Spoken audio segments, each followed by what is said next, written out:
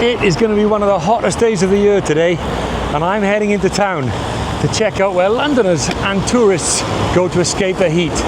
I suspect that's going to be London's parks. So today we're going to do an exploration of London parks to see how busy they get and see if there's anything else going on. Join me on a tour of London's parks on the hottest day of the year. Let's go. Oh no, I shouldn't laugh, that's terrible. That's what happens in London if you don't pay attention. Somebody's going to have a shock in the morning. Up a quite steep hill to start this one. Past the boaters. Still catching my breath from that little hill. We have reached the first of our parks today. One of the Royal London Parks. A very kind of small park, 67 acres, but it packs a punch. I am of course talking about the famous Primrose Hill Park. A small one, but a powerful one. Attracts very famous people. It was part of the Primrose Hill set with Jude Law, Ewan McGregor, Sadie Frost. Who else used to live around here? I'll come back to it. But the reason it's so popular is because of this. Everybody knows this view. One of the most spectacular views over London from any park in the city. The sort of place tourists and Londoners alike love to come. It's a point to aim for, a high point, a spectacular view, and just a great place to come and hang out. And this bank, this steep bank here, this later on I can guarantee if we come back the way, is going to be crammed full of people. Here we've got ZSL London Zoo just in front of us. You can see one of the cages there. Behind it, the Post Office Tower, the London Eye. You've got the Shard, the walkie-talkie building, the Gherkin I can just see a bit of, St. Paul's in the middle, and then the City of London and probably Canary Wharf and all that area over that way. It really is a cracking London park. Rhys Ifans, he was the other name. Jude Law, Ewan McGregor, Sadie Frost, Rhys Ifans. Of course, this is such a spectacular viewpoint that a lot of films have been made here. You got things like Paddington that we've talked about in a previous episode, the Nick Hornby novel about a boy, and of course Bridget Jones, all filmed here. So this is the first of our London parks today, the Royal London Park of Primrose Hill, that the City of London bought from Eton College years back. I'm now going to take this bumpy path down the hill to the next one. All right, we're off.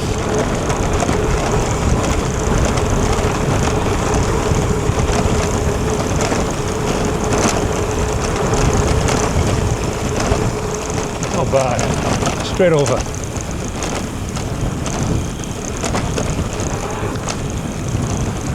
Through the trees. I could get done for this. I think it's the no cycling park. And when in London, it's always worth coming and having a look at the very rare Northern European giraffes. A joke I've never used before.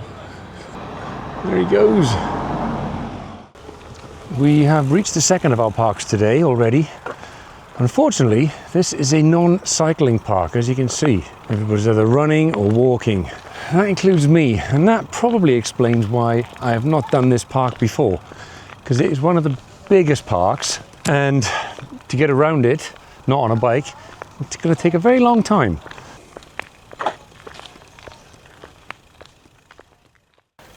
As you walk around Regents Park, you can find a little bit of a wood carving art trail where you find things like this. There's some sort of girl, there's a fox. So I guess they've got little woodland scenes on these. Girl in the woods, I'd say. Being such a big park, there's always a lot of sporting activities and things going on. There's baseball, football, all sorts. And you've even got cricket nets. So if you're a big fan of the old cricket, you can come down here and practice in the nets. There's nothing stopping you using them by the looks of it. I guess you've got to bring your own kit. Regent's Park then. One of the London Royal Parks. Let's do a quick 360 or I tell you a bit about it. There we have the pavilion. Cricket match going on there. Football matches going on over there. Looks like loads of football matches and training going on over there. And another cricket pitch here with nothing being played on it at the moment. Regents Park, one of the Royal London parks. One of the bigger ones, I would say, at 395 acres. And it's got things like those buildings you can just about see there behind the pavilion will be ZSL, London Zoo. We've also got an open air theatre in the park, which I believe is somewhere over that side. In that direction you've got the Queen Mary Gardens, which is a collection of some of the biggest collection of roses in the world, I believe. There's about 12,000 roses there of about 400 varieties. So we might head over that direction and see if we come across anything. If not, this is Regents Park. Let's have a look of a little bit more of it.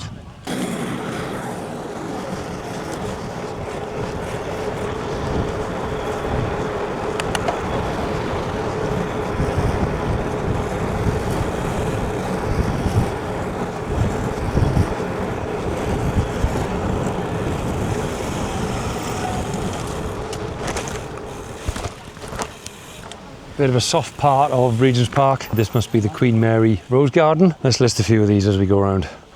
Rosa, Champagne Moments, Doris Day, Living Wish, Gordon's College. All a bit sparse, some of these at the moment. Red Abundance. That's pretty spectacular, I'll give it that. You get the idea. A beautiful rose garden with beautiful trees everywhere. We've got oaks, we've got sycamores, we've got willows, probably Eustacia Vi, Rosa Hot Chocolate, okay, fair enough.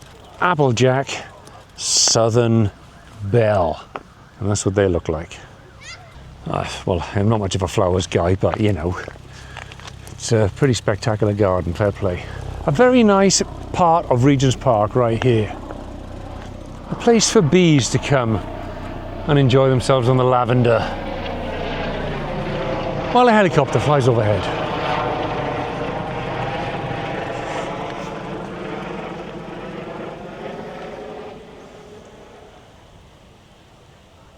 The idea of today's video is to give you an idea of what London can look like in the height of summer. It's quite early in the day. I've made an early start, so everybody's having a bit of a slow start. It's not that busy yet, and we haven't even got to the busy stuff. So after this, we've had a good explore of Regents Park and Queen Mary Gardens, and we've seen what it's kind of like. There's plenty of shady spots where you can lay down, have picnics, that sort of thing, or you can have full sun, burn yourself to a crisp if you really want to. But after this, we're going to head on to one or two other places, a little bit busier, maybe a little bit more, dare I say it, touristy for scuzzy London. But, you know, sometimes you've got to showcase the best that the place has got to offer. And that's the plan. Those of you that might think that London is a terrible place to be on a hot summer's day, might have to have a little rethink, because yeah, there are loads of places that you can escape the heat. You can come to these gardens like this. There's always shade to be found. You don't only have to be at the beach in hot weather.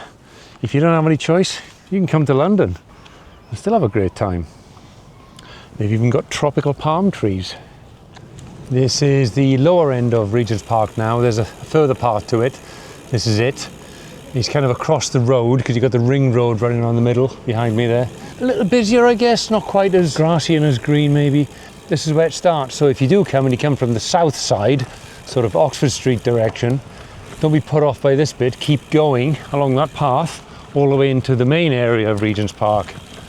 Again, I'm not supposed to be riding here, but let's just hope I don't get arrested. Look at these spectacular London townhouses. Woof! In the sunlight.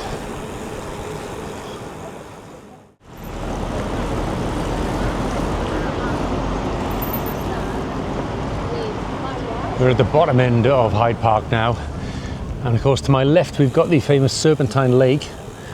As you can see there, people going out, taking the boats out for the boating lake, and there's some sort of festival or concert going on over there. You can hear some very jazzy music happening back there. Lots of fitness going on, lots of people running, keeping healthy, taking pictures of ducks. As we follow the Serpentine Lake all the way round, we'll get to the other end where we will join on to Kensington Gardens. We've got 350 acres of Hyde Park, and 265 acres of Kensington Gardens joining onto it at the other end. So all in all, if you join the two together, you have got the biggest park in London effectively. And what a space it is. And this is Kensington Gardens. I'm not sure I've actually been here before. Ooh, look at that. That's pretty spectacular, if you can see it.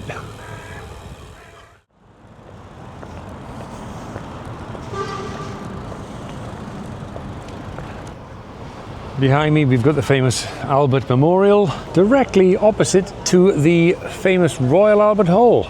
So that's where we are, in the south part of, well, Kensington Gardens really, which is part of Hyde Park. It's all connected, it's all joined up. Everything in London joins up at some point. Some sort of protest going on over here. What's it for? What's the protest about? Can you tell me? Against Iran? Yeah? Against the Islamic Republic, the Iranian people. Right, okay. Is this still the embassy over here? Yeah, it's the... Is there anybody in occupying the embassy? They work. Okay, okay. Even today, one guy. Really? Okay. It's 28 days we are here. We have 24 hours to be protest Right. against them. We have UK government Yeah. and Britain Parliament to stop supporting them Right. and give them diplomatic support and everything. You think the UK government is supporting them? Yeah, actually you can see they have 24 hours support, diplomatic support in front of Yeah. Well, all embassies get sort of support from the local host nation, don't they?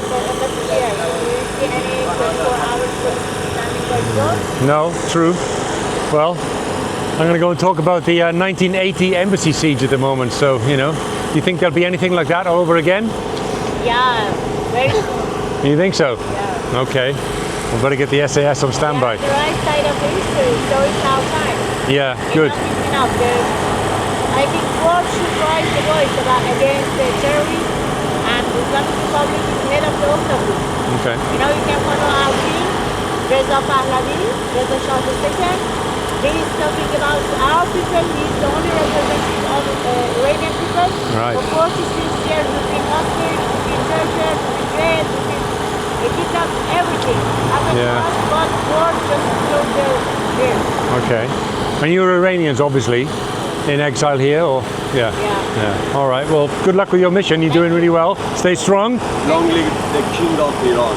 Okay. Long live the King of Iran. All right. Good luck, guys. Thank you. Wow, she is right. These people are protesting against the current rulers of Iran, and they want the King of Iran to be reinstated. From what I understand of that, it's quite hard to hear here with the noise and the accent, but they are saying that this Iranian embassy, which I was going to talk about, in 1980, obviously the SAS abseiled down and took over this building, and now they are under protection from the police for some reason. So that's what they're protesting about, is that they're wondering why this country is giving armed protection and 24-hour security to the Iranian embassy. And I myself am a little confused by that. I didn't know why we're doing that. I'm going to have a ride by, possibly going to get stopped, I don't know, but there's nothing to stop me filming it. The reason I came here was to talk about the Iranian embassy siege and just show you the building where it happened in 1980, and that the SAS abseiled down from the roof and on the backside and cleared out those terrorists that were taking over the place at the time. Let's see how this goes. This is the building where it happened in 1980, and I saw it unfold live on TV, and I've always been fascinated by it. And the abseiling down from the top, the SAS abseiling down. John Mack climbing over the balcony, setting off charges to explode the windows and go in and clear out those terrorists. So it's a fascinating place. And obviously there's heightened tensions at the moment. There's obviously something going on. Otherwise they wouldn't have 24-hour armed guard security who are eyeing me up suspiciously. So the story goes that they were in one of the buildings next door. There were people inside drilling through to try and insert cameras so they could see what was going on inside. But it was making a noise, obviously, drilling through the walls. So they set I don't know, British Gas or someone to do some drilling down the road to make further noise, to cover the noise of them drilling through the walls so they could see what was happening. And there you have it. This is the Iranian embassy, currently under armed guard by the British Metropolitan Police.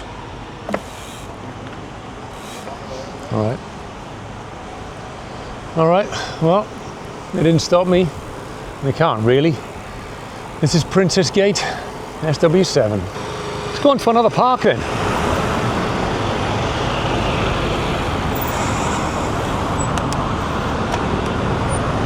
Letting the bus out, chopping me off. Make sure there's no buses coming before I do.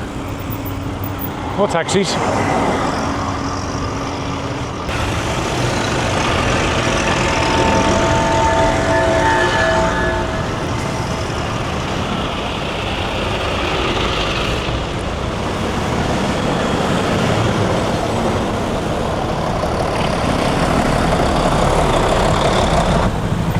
Some way I can get through.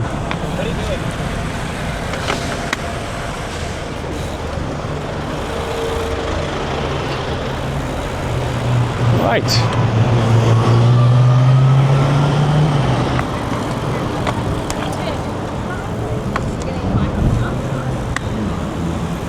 Oh, what do you know?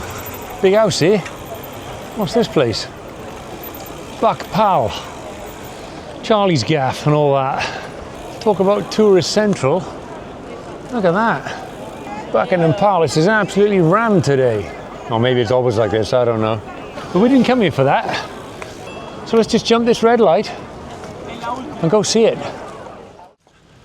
Well, it's picking up a bit now, getting a bit busier later in the day. And this is more like what I was expecting to see in London's parks. This is Green Park, just next to Buckingham Palace. And you've got people sitting around, enjoying a drink and relaxing in the shade, on the grass, in the parks, everywhere you look. And we're going to go up that direction. And kind of as I thought, you've got a mix of people. You've got people who want to sit in the shade, like these people, and then you get your sun worshippers out here, happy to lay in the middle of it, getting cooked. And if you are someone who prefers a little bit more comfort, a bit of luxury on your park visit, you could rent yourself a deck chair, like these. Look at all this. It's like the seaside. Call it the grass side. And these deck chairs are all for hire. Nobody's taken them yet. Oh, there's somebody back there on one. Now, what are the rates? Let's have a look. So if you want to come and rent yourself a deck chair in Green Park on a beautiful sunny day and sit in the sun in pure comfort, you can get 1 hour for £4. 2 hours, £5.50, 3 hours, £6.50, 4 hours, £7.50, or an all-day chair, £14. They've even got concessions and season ticket rates. I guess you get some sort of pass for that, a deck chair pass. I think it's that time again for me to take a little bit of a break as well. I'm going to sit here for 5 with my bike in the shadow of Buckingham Palace. Well, the shadow of this tree actually. It's a really lovely spot. It's a perfect day. It's going to be about 31 degrees today. I'm really enjoying this. And I just wanted to say a little bit about why I do these things. I do it because I love it. I love London. It's weird. I mean, to me, this is about as London as it gets. And that's not entirely the London that I love. I like all of it. This is the tourist London. There's almost two sides to it. The places where all these tourists visit, all these groups come on holidays, and all these groups and groups of people, and they go to the main sites like Buckingham Palace, some of the big parks maybe, and Big Ben, and they see all that stuff in the museums. And then you've got the scuzzy London, the real London, the bit that I'm all about, and all those areas where the real people live, you know, and the ones that work in some of these places. And I like coming to explore it all. And I still get a thrill and a buzz out of the fact that I live here close to the centre of the centre of the centre of the UK. I still can't believe it. Little boy like me came from the middle of nowhere, council estate, you know, somehow made his way around the world and to London. And it never ceases to thrill me that I've managed to do that somehow and make it work. Just about. I've had my struggles, you know, hasn't always worked out. There's been bad times, hard times, difficult times, but overall, I'm surviving and managing to live in London somehow and still enjoying it and getting thrills out of it 20 odd years later. It's crazy, crazy, crazy. Anyway, if you like this sort of thing and you like my enthusiasm for London and showing you different areas, well, give me a thumbs up, say a comment, let me know you appreciate it. But I'm going to keep doing it anyway. It's just that it'll fuel me with more ammunition to keep doing it even more, because I love it.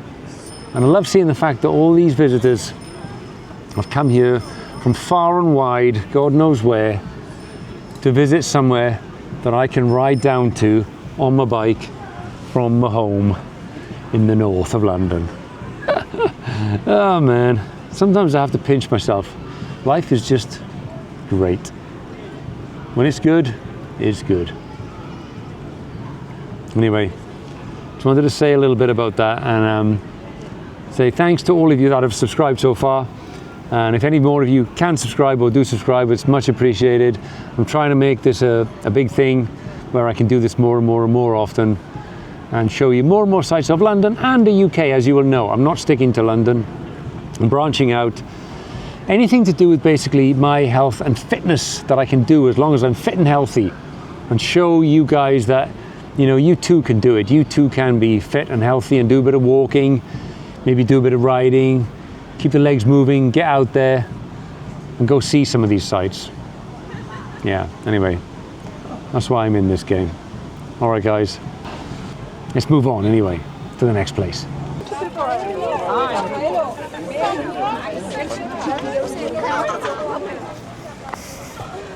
It seems to be getting to that time of day where people are taking a break, having a rest from the sun and getting accosted by geese. Look at this lot.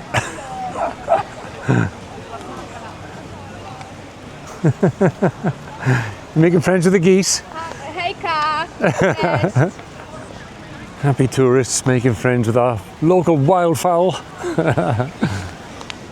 St. James's Park is the one. That's the choice. The place where people come to relax and hide from the sun, sit in the shady spots and have a full-on relaxed afternoon. Probably getting a bit of recovery before they go out and tackle the rest of London again. Well, we're back amongst the concrete. We're off the green spaces now into the jungle. And to finish the whole thing off, Big Ben is chiming for us. Hey, wish me luck on this one. Here we go. What is going on? What is going on? This is madness. Absolute chaos in London right here. Wow.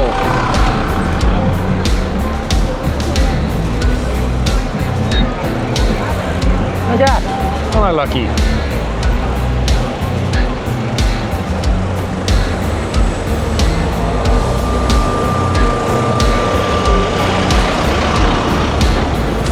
As we ride into the shadow of Big Ben, the big old clock tower, and avoiding double-decker buses, which I'm going to slip into here worryingly. I'm going over a bridge I didn't want to go over.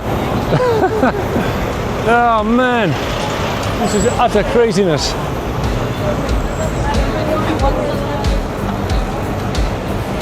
Whoa. And there's the London Eye.